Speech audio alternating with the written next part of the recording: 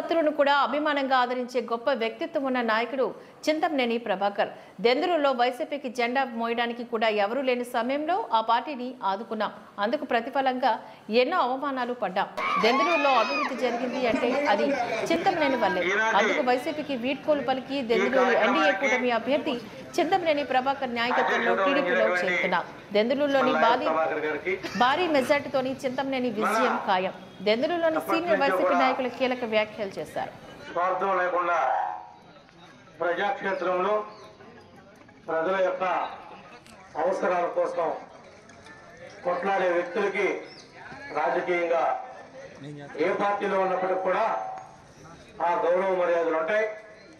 అదేవిధంగా ఈనాటి నుండి సంపంగి తిలక్ గారికి, నాని గారికి, దాసరి శ్రీను గారికి, పోతులు దాసపాడు వారికి, అప్పారావుపాడు వారికి, స్వామిపాడు వారికి, ఇంకా కొండాదూరం నుండి వచ్చినటువంటి వారికి, ప్రతి ఒక్కరికి ఎవరైతే ఈ తిలక్ గారి సమక్షంలో ఈనాడు తెలుగుదేశంలో జాయిన్ అయినటువంటి ప్రతి కుటుంబ సభ్యుల్ని మా సభ్యుల్లాగా కలుపుకుని మా నాయకులు వాళ్ళు మీరు కలిసి రేపు రాబోయేటువంటి రోజుల్లో ఈ దుర్మార్గమైనటువంటి ప్రభుత్వాన్ని సాగనంపడంలో మీరందరూ ఈనాటి నుండి భాగస్వాములైనందుకు ప్రతి ఒక్కరికి పేరు పేరున కూడా హృదయపూర్వకంగా ధన్యవాదాలు తెలియజేస్తున్నా.